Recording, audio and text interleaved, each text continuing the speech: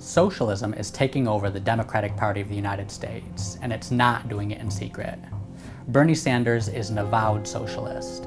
He honeymooned in the Soviet Union, he ran in a successful campaign to become a senator from Vermont, and he ran an extremely popular campaign for the Democratic Party's presidential nomination.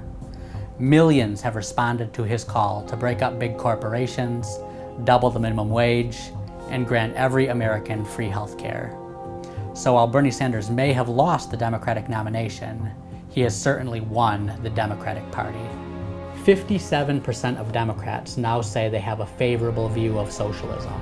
That's right, more than half of Democrats openly admit they support socialism.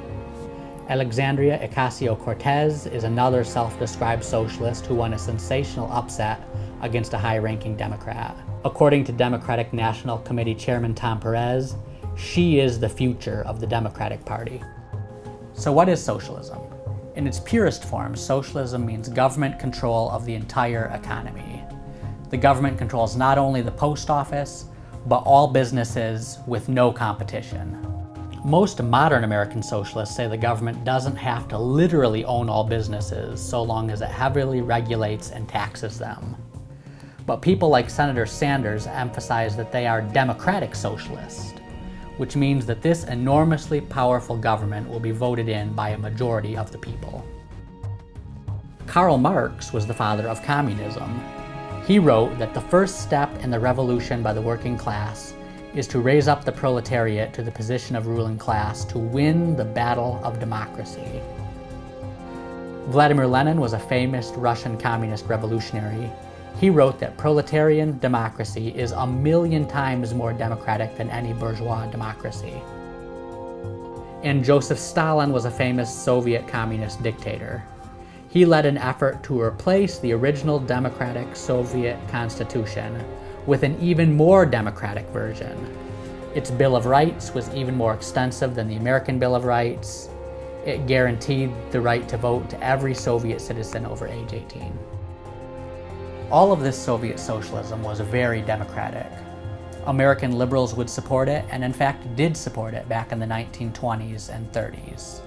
Yet history shows us that the ideology of Marx, Lenin, and Stalin ended up as a nightmare that murdered millions of people.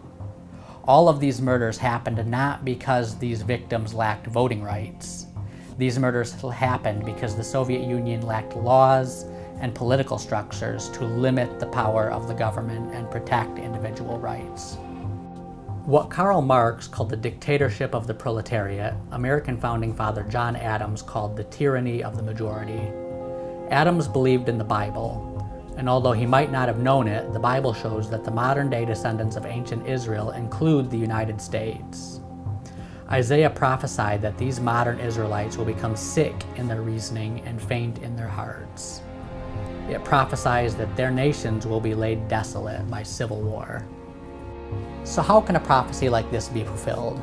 How can one of the most powerful nations in world history fall to such a dreadful fate? One of the big reasons has to do with disagreements and division over the concept of government.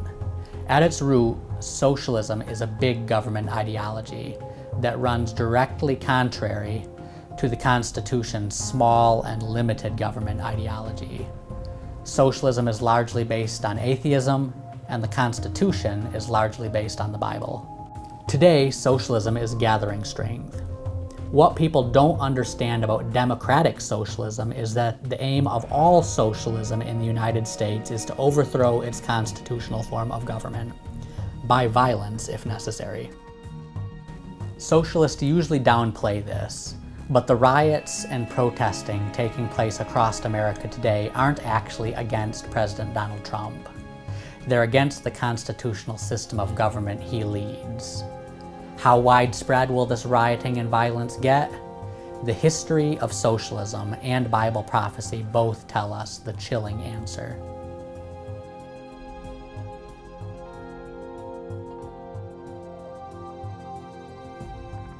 To learn more about what Bible prophecy says about socialism in America, read Communism in America Today by Gerald Flurry.